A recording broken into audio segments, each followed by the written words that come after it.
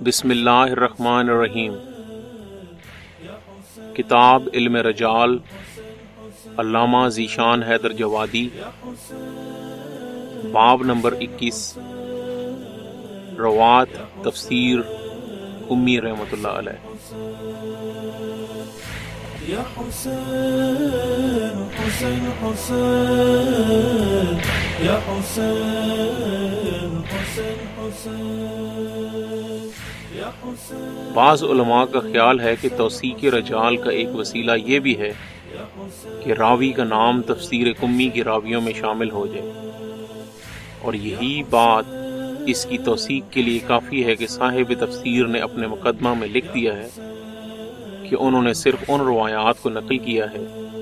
جو ائمہ معصومین علیہ السلام سے سکہ اور معتبر مشائخ کے ذریعے پہنچی ہیں، اور یہ ان کی طرف سے راویوں کے معتبر ہونے کی شہادت ہے۔ لہٰذا کوئی وجہ نہیں ہے کہ ان راویوں کو معتبر نہ مانا جائے یا اعتبار کو صرف ان افراد تک محدود کر دیا جائے جن سے جناب قمی رحمۃ اللہ علیہ نے براہ راست روایت کی ہے، جیسا کہ ابن کولبیہ کے استاد کے بارے میں کہا گیا تھا کہ انہوں نے تمام راویوں کی ذمہ داری نہیں لی ہے، لیکن جناب قمی رحمۃ اللہ علیہ کی عبارت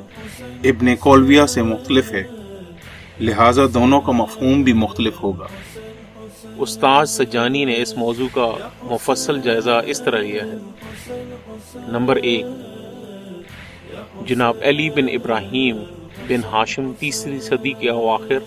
اور 4 صدی کے اوائل کے مشائخ شیعہ میں شمار ہوتے ہیں، اور ان کی عظمت کے لیے یہی کافی ہے کہ جناب کلینی رحمۃ اللہ علیہ کے مشائخ میں شامل ہیں، اور ان کی کثیر روایات کتاب الکافی میں نقل کی گئی ہیں۔ بعض علماء نے ان کی روایات کی تعداد 7068 قرار دی ہے، اور جن اسناد میں ان کا نام آیا ہے ان روایات کی تعداد 7140 ہے۔ نجاشی اور شیخ طوسی رحمۃ اللہ علیہ دونوں حضرات نے ان کے اعتبار اور ان کی جلالت قدر کا حوالہ دیا ہے۔ نمبر 2، جناب قمی رحمۃ اللہ علیہ کے مشائخ میں نمایاں افراد 5 ہیں، اور ان کے علاوہ دیگر مشائخ کا تذکرہ بھی معجم الرجال الاحادیث میں موجود ہے۔ نمبر 1، ابراہیم بن ہاشم، جن سے 6214 روایات نقل کی گئی ہیں۔ نمبر 2، صالح بن السندی، جن کی روایات کی تعداد 63 ہے۔ نمبر 3، محمد بن عیسیٰ، جن کی روایات 486 ہے۔ نمبر 4، محمد بن عیسیٰ بن عبید، جن کی روایات 82 ہیں۔ نمبر 5، ہارون بن مسلم، جن کی روایات کی تعداد 83 ہے۔ نمبر 3، طبقہ، جناب قمی رحمۃ اللہ علیہ کا زمانہ امام حسن عسکری علیہ السلام کا زمانہ ہے، اور ان کی حیات کا سلسلہ 307 ہجری تک یقیناً برقرار رہا ہے کہ شیخ صدوق رحمۃ اللہ علیہ نے ان سے اسی 307 ہجری میں روایت نقل کی ہے۔ اس کے علاوہ حمزہ بن محمد القزوینی نے بھی ان سے روایت کی ہے، اور اس کا زمانہ بھی 307 ہجری قرار دیا ہے۔ نمبر 4، تعارف تفسیر، جناب قمی رحمۃ اللہ علیہ کی یہ تفسیر روایاتی تفسیر ہے جس کے آغاز میں امیر المومنین علیہ السلام اور امام جعفر صادق علیہ السلام کے حوالہ سے فضائل قرآن کی احادیث کو نقل کیا گیا ہے، اور حضرت محمد بن ابراہیم بن جعفر نعمانی صاحب کتاب الغیبہ نے ان روایات کو اپنی کتاب کے مقدمہ میں نقل کیا ہے، اور پھر اس مقدمہ کو تفسیر قمی کے ساتھ بھی شائع کیا گیا ہے، اور الگ بھی محکم اور متشابہ کے نام سے شائع کیا گیا ہے، اور علامہ مجلسی رحمۃ اللہ علیہ نے مکمل طور پر بہار میں نقل کر دیا ہے۔ جناب قمی نے ان روایات کو بغیر سند کے ذکر کیا ہے اور اپنی تمہید کو سند کے لیے کافی قرار دیا ہے۔ نمبر 5، راوی تفسیر، اس تفسیر کی روایت جناب علی بن ابراہیم کے شاگرد ابو الفضل عباس بن محمد بن قاسم بن حمزہ بن امام موسیٰ بن جعفر علیہ السلام نے کی ہے، لیکن افسوس یہ ہے کہ ان کا کوئی تذکرہ اصول رجال میں موجود نہیں ہے۔ شیخ طوسی رحمۃ اللہ علیہ نے اپنے رجال میں ان کے والد کا ذکر کیا ہے، وہ امام علی نقی علیہ السلام کے اصحاب میں سے تھے اور انہیں محمد العربی کہا جاتا تھا۔ ان کے جد بزرگوار کا تذکرہ بھی کیا گیا ہے، لیکن ان کا کوئی تذکرہ نہیں ہے۔ البتہ کتاب انساب میں ان کا تذکرہ برابر پایا جاتا ہے، اور جب بھی جناب حمزہ بن امام موسیٰ کاظم علیہ السلام کا تذکرہ کیا جاتا ہے تو ان کے پورے خاندان کا ذکر کیا جاتا ہے، اور ان کے والد محمد العربی کے ذیل میں یہ بیان کیا جاتا ہے کہ ان کی نسل 5 اولاد سے آگے بڑھی ہے: موسیٰ، احمد المجدور، عبداللہ، حسین ابو زیبہ اور عباس۔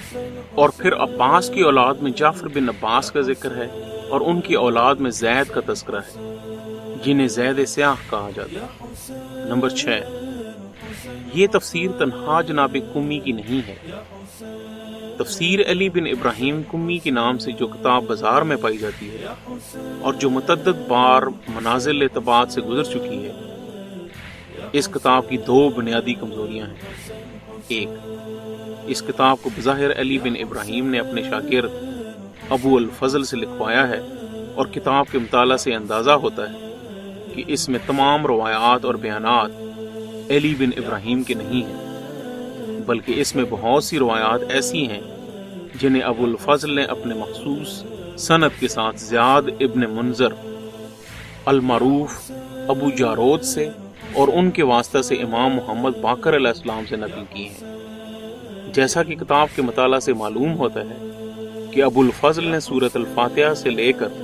سورہ آل عمران کی آیت نمبر 45 تک علی بن ابراہیم کے حوالہ سے روایات نقل کی ہیں، اور اس کے بعد امام محمد باقر علیہ السلام کی ان روایات کا حوالہ دیا ہے جو انہیں ابو جارود کے وسیلہ سے حاصل ہوئی ہیں۔ اور ظاہر ہے کہ جب کسی کتاب کی 2 سندیں ہو جائیں تو اس کا مطلب یہ ہے کہ اگر علی بن ابراہیم نے اپنی سند کو معتبر بھی قرار دیا ہے تو ابو جارود کی سند کے معتبر ہونے کا کوئی ثبوت نہیں ہے۔ اور اس طرح اگر کوئی روایت تفسیر قمی میں پائی جاتی ہے تو یہ سند نہیں ہے کہ روایت معتبر ہے، اور اگر کسی راوی کا ذکر تفسیر قمی میں ہے تو یہ اس بات کی سند نہیں ہے کہ یہ راوی علی بن ابراہیم کی سند کا ہے، اور علی بن ابراہیم نے اپنے بارے میں طے کر دیا ہے کہ وہ غیر معتبر راوی سے روایت نہیں کرتے ہیں۔ نمبر 2، اس کتاب میں جو روایات پائی جاتی ہیں اور تفسیر قمی کے حوالہ سے جو روایات دوسری کتابوں میں نقل کی گئی ہیں، ان میں نمایاں اختلاف پایا جاتا ہے، جس سے اندازہ ہوتا ہے کہ یہ تفسیر قمی کے علاوہ کوئی تفسیر ہے، یا اس میں کوئی تحریف و ترمیم ہو گئی ہے، یا کسی طرح کی تبدیلی بہرحال پیدا ہو گئی ہے، اور ایسے حالات میں اس کی جملہ روایات اور بیانات پر اعتماد نہیں کیا جا سکتا۔ تیسرا مسئلہ یہ بھی ہے کہ علی بن ابراہیم نے اگر مقدمہ کتاب میں یہ بھی فرما دیا ہے کہ میں نے صرف اپنے مشائخ اور ثقات کے روایات کو نقل کیا ہے، تو اس سے یہ کس طرح ثابت ہوگا کہ انہوں نے پوری سند کی ذمہ داری لے لی، جبکہ عام طور سے مشائخ اور ثقات کی اصطلاح براہ راست استاد اور شیخ الحدیث کے بارے میں استعمال ہوتی ہے۔ اس میں اوپر کی سند کی کوئی ضمانت نہیں ہوتی، اور اس امر کی صراحت کی ضرورت بھی اس لیے ہوتی ہے کہ علماء حدیث کے نزدیک براہ راست غیر معتبر راوی سے روایت نقل کرنا عیب تصور کیا جاتا ہے، لیکن کسی شخص نے معتبر شیخ اور استاد سے روایت نقل کی ہے اور انہوں نے کسی غیر معتبر شخص سے روایت نقل کی ہے تو اس طرح کا نقل کرنا عیب بھی نہیں ہے، اور اس سے پوری سند کا اعتبار بھی نہیں ثابت ہوتا ہے۔ اس کے بعد اگر ایک نظر ابو جارود اور ان کی تفسیر کے حالات پر ڈالنا بھی ضروری ہے تاکہ یہ اندازہ کیا جا سکے کہ ابو جارود کی روایات کا اضافہ کتاب کے اعتبار کو بدستور باقی رکھتا ہے یا اس میں کوئی کمی واقع ہو جاتی ہے۔ ابو جارود کے بارے میں شیخ طوسی رحمۃ اللہ علیہ نے رجال میں صفحہ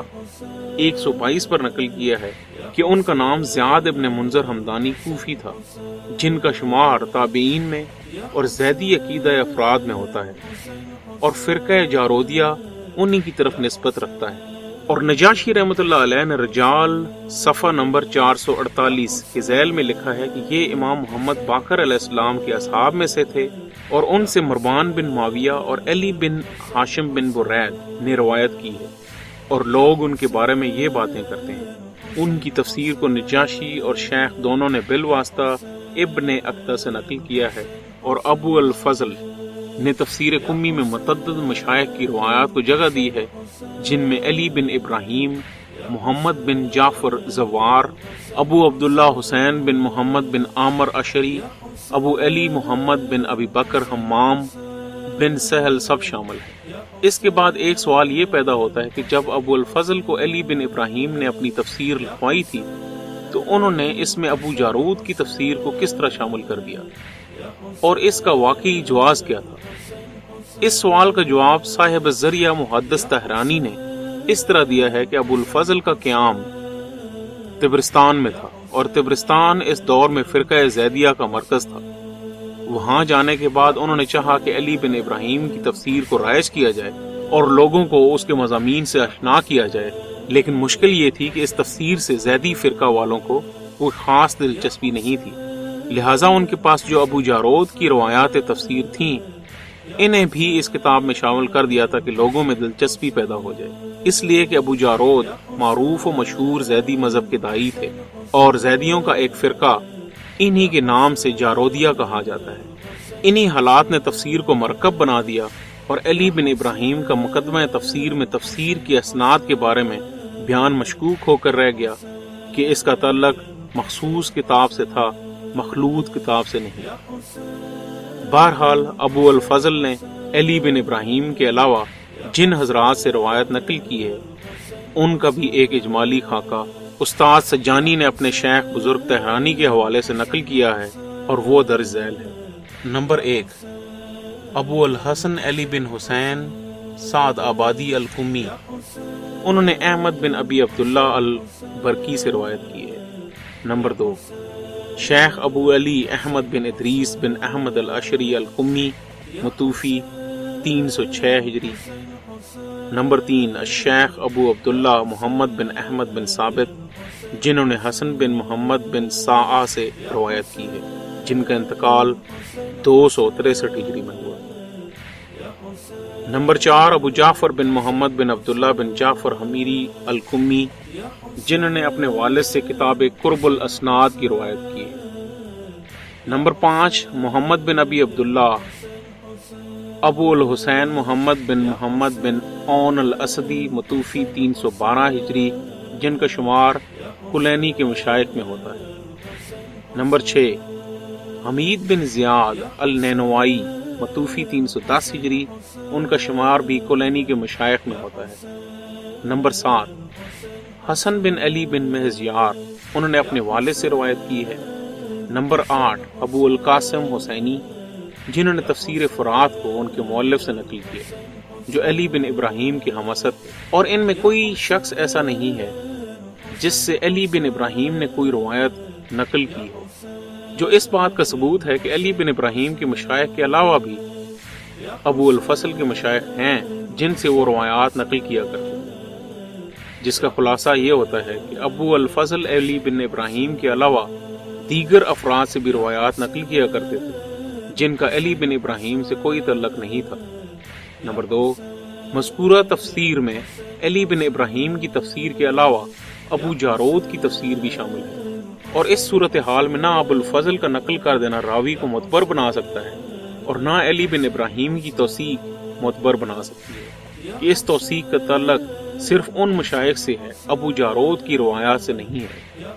اور پھر مشائخ سے مراد بھی بلا واسطہ استاد ہوتے ہیں،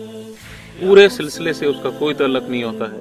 جیسا کہ کامل الزیارات کے بارے میں محدث نوری کا قول نقل کیا جا چکا ہے۔ اور صاحب معجم الرجال الحدیث آیت اللہ الخوئی تابسرہ اگرچہ ابتداء میں پوری سند کے اعتبار کے قائل تھے، لیکن بعد میں ابن کولویہ کی توثیق کو بھی صرف ان کے اساتذہ تک محدود کر دیا، اور اس طرح کامل الزیارات کی روایات بھی قابل تحقیق ہوگی اور بعض درجہ اعتبار سے ساکت ہوگی، جیسا کہ معتبر ذرائع سے معلوم ہوا ہے۔ اختتام باب نمبر 21۔ حسین حسین یا حسین حسین حسین یا حسین حسین حسین أنت إمامي إليك انتمائي منك قريب